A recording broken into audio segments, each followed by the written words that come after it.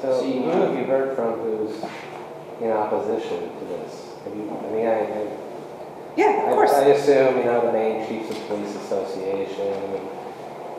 Who else?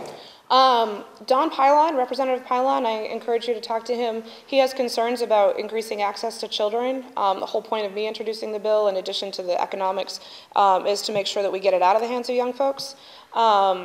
So he's on the opposite side for the same reason I'm on this side, which is interesting. I've not, when you talk through, I've had one-on-one conversations with folks that aren't ready to go on the record, who are in opposition, but when you talk it through with them, even I've had, some well-known folks have kind of turned around and said, well, you're kind of right.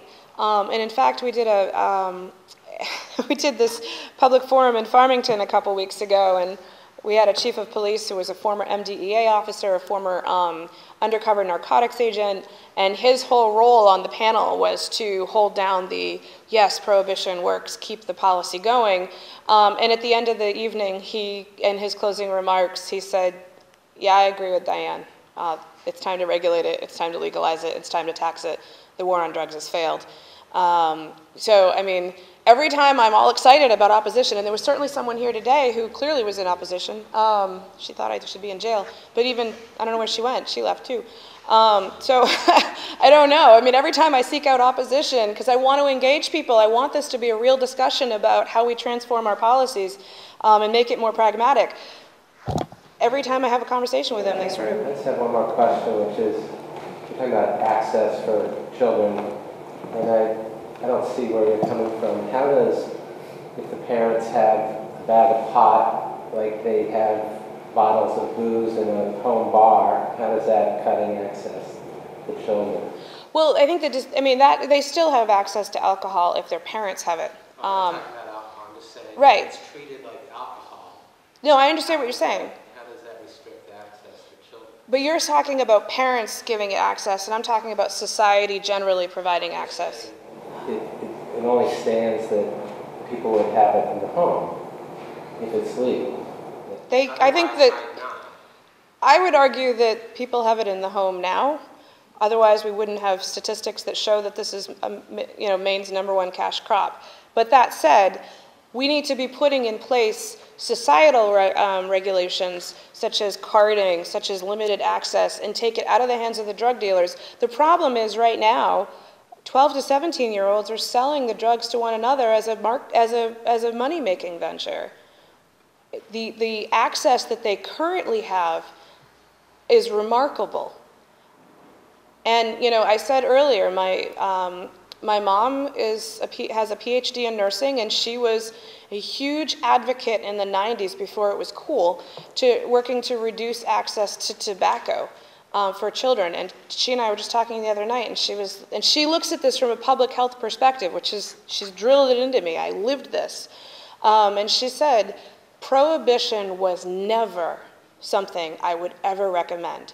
She was, she and Representative Pat Jones and the other woman there in their department, they were responsible. Up until the 90s, you could walk into a convenience store, and those convenience stores were paid to put advertising down here to under 3 feet for children. Joe Camel was equivalent to Mickey Mouse for young people. There were vending machines for cigarettes all over the place. My mother was, responsible for making sure, one of the folks responsible for making sure those things disappeared. And she still, to this day, says, prohibition doesn't work. You can call her and give you the phone number. But, I mean, it's already there, but the distinction is that they're getting it from drug dealers.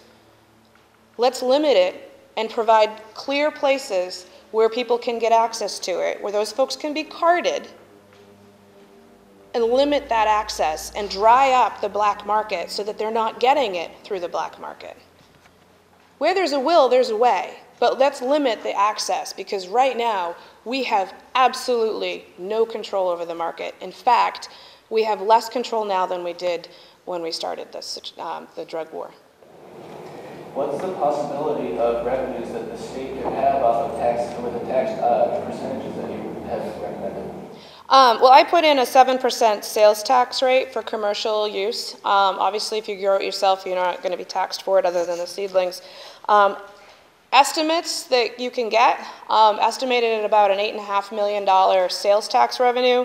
That does not, again, account for new income taxes or payroll taxes, because we have folks who have jobs, green jobs, some would argue, but they're just not on the books. So those people are working under the table and they're not paying income taxes. And I mean, I have no idea how many people are in the market right now who are not paying their income taxes. So this number just focuses on the sales tax. Where do those numbers come from, Diane? I was going to ask you that. Yeah. It says John Getman, PhD, marijuana in Maine, but It's I can get you, if you want, I can email you the study.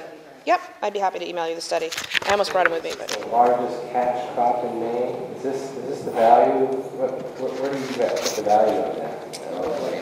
Actually, you know what? I don't have my thing in front of me. I grabbed the wrong folder. Those all come from studies primarily by Dr. Getman, but his citations almost entirely come from the federal government. Right. I guess I don't. What is the value? What is the cash value of what's harvested? I think it's somewhere in the neighborhood of 120. Okay, I don't have Yeah, I have it. That's why I had it there, so I didn't have to think about it off the top of my head. But I don't have the number in front of me. But those are older estimates. I think in the neighborhood of 2006, 2007. There we go. That isn't. I mean, the potato crop's worth more than that. I think, isn't it? Worth the figures for potato crops, it goes down from marijuana. It goes from marijuana to about $102 million worth of dairy products, about $91 million worth of potatoes, about $21 million worth of blueberries, about $5.6 million worth of maple products. That's 2004 figures. There's no question that at this point in the state of Maine. Jonathan, you want to put that so that they can record it? The microphones are here, that's all. And again, you can compare numbers from either the national institutions that work against the proliferation of illegal drugs, or you can compare numbers from national organizations that actually support legalization. They'll come to the same conclusion, and they come pretty close in terms of their dollar figures. For 2004, an estimated $123 million worth of marijuana. That's 2004. Since then, I have no question that it's probably closer to $175 million at least. From there, it goes down to $102 million worth of dairy products, $91 million worth of potatoes, $21 million worth of blueberries, and $5.6 million worth of maple products. It's all for 2004. Yeah. And the statistics that you have for the estimated marijuana arrest cost for Maine in 2006, where does that come from? I can also get you the citations on that one. There is it's a rough estimate.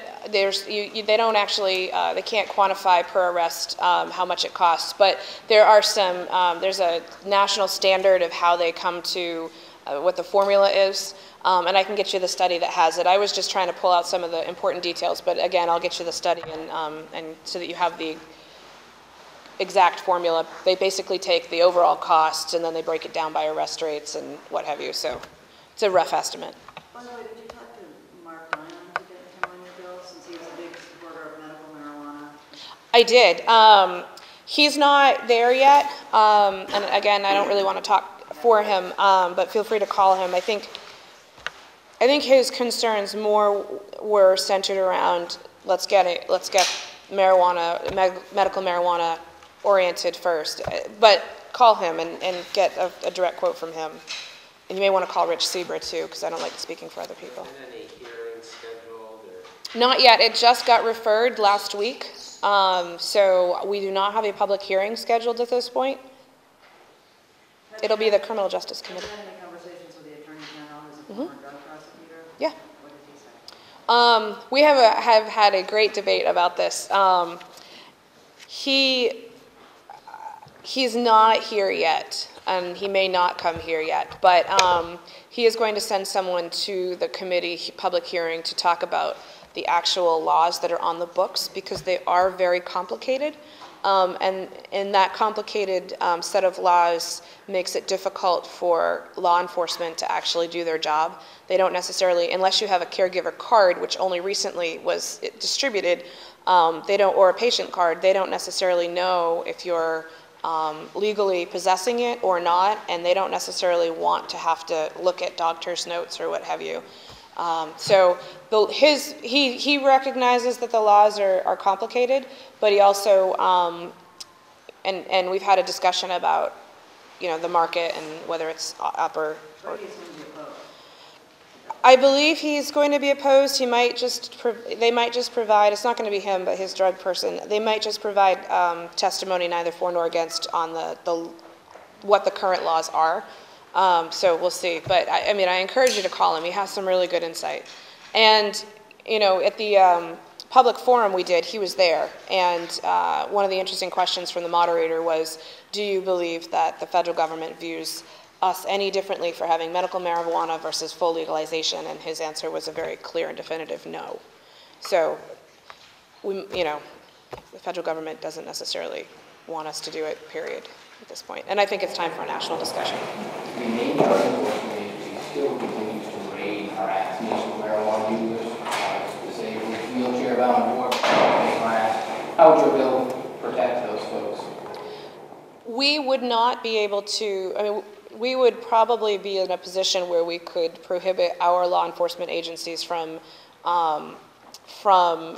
actively going after those folks.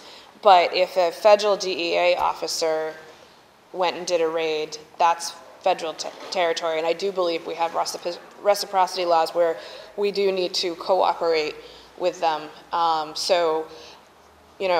This is not the be-all and end-all solution. We still have to deal with the federal government, but I think it's time to have a local and a national discussion about what our drug policies are and what the real outcomes are. And right now, the performance metrics are not in support of the war on drugs continuing. Will the sovereignty resolution passed by the House and Senate last week help your cause in that situation? I don't believe it will. It wasn't a bill, it was a resolution. So it just puts it out there and says the legislature. Does it give you a sense that your fellow legislators would be behind you, that will? I think on the Republican side, maybe, but I'm not sure. I don't think that really, I think the sentiment behind it, if those folks truly were, if that's what they felt like, then it would be hypocritical of them not to vote in support of this, unless they were voting for other reasons, like they didn't believe the data sets. So, but I think if the sentiment behind it certainly helps, but I don't think the resolution itself helps.